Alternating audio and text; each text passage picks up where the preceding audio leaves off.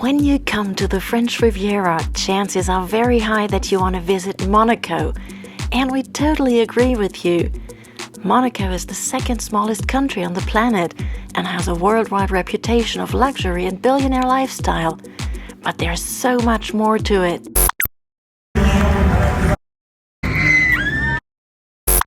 We'd like to show you the Principality with all its contrasts. Let's go and discover Monaco like you've never seen it before. The Principality of Monaco has its very own customs, and its people are very loyal to their prince in certain rituals. Which is why the national holiday, the 19th of November, is a big day for the small state. Prince Albert and his family are celebrated by the Monegasques. Anya and I were lucky enough to follow the princely couple that day. We'll show you more of this special experience later in the video. What will hit you first when you get to Monaco is its striking scenery. Surrounded by the gorgeous alpine landscape of the French Riviera, there's this patch of high-rises on a really tiny piece of land that even includes a pretty sandy beach. All of Monaco would easily fit into New York's Central Park. There's the impressive blue Odeon Tower, with the world's most expensive penthouse on top, with a price tag of several hundred million euros.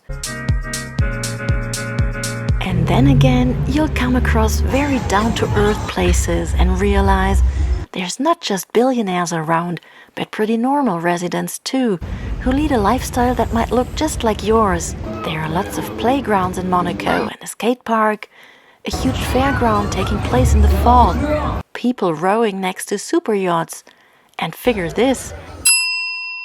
There's this small cafe at the Marché de la Condamine where an espresso costs just €1.50. That's because this neighborhood is where locals grab a coffee or lunch. By the way, friends of ours who live in France next to the Monegasque border regularly come to the Principality to do their grocery shopping, because Carrefour is no more expensive here than in France. But let's get back to Monaco's gigantism for a bit, because it's really impressive. There's less than 40,000 inhabitants in Monaco. A third of them are said to be millionaires. To provide suitable housing for all of them, there's a constant need for room. But what can you do if space is limited? Well, that's simple. You claim land from the sea. So in the 1960s, it was Prince Albert's father who had a whole new neighborhood constructed, called Fontvieille. Currently, there's a new neighborhood rising next to the Grimaldi Forum. Here, land has been claimed from the sea once more to become the new quarter Ensuportier. So, you've seen some of the stark contrasts that form the Principality. But we've saved the best for last. Let's check out the most bling-bling area, Monte Carlo. This is where the famous casino is located, as well as the mundane Hôtel de Paris and the new luxury shopping site called One Monte Carlo. Here you can go crazy over the ever-changing fleet of insane cars, decoratively parked in front of the hotel or passing by. Or you can do some window shopping in the haute couture boutiques that line the jungle-like park in the heart of Monaco. Would you have guessed that the tiny country boasts a fantastic cultural offer? And one that's actually very affordable. There's gigs of famous pop and rock stars, as well as high-level classical concerts, internationally acclaimed ballet and dance shows, amazing art exhibitions,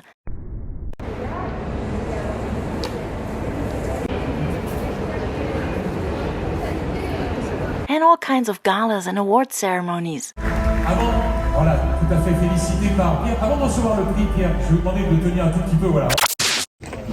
now, as promised, we'll take you back to the Rocher, the giant rock that is home of the old town of the Principality, conquered more than 700 years ago by François Grimaldi.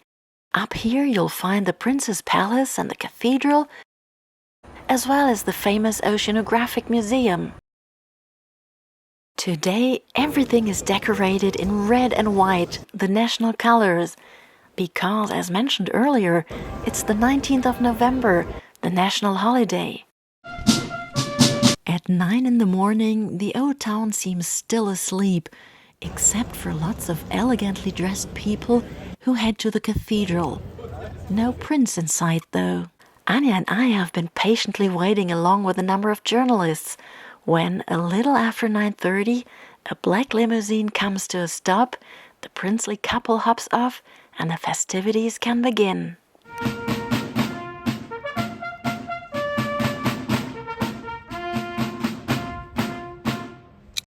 After the Mass, Prince Albert and his wife, Princess Charlene, as well as Albert's sisters, Caroline and Stephanie, are the first to leave the cathedral. They are off to the palace, and so are we.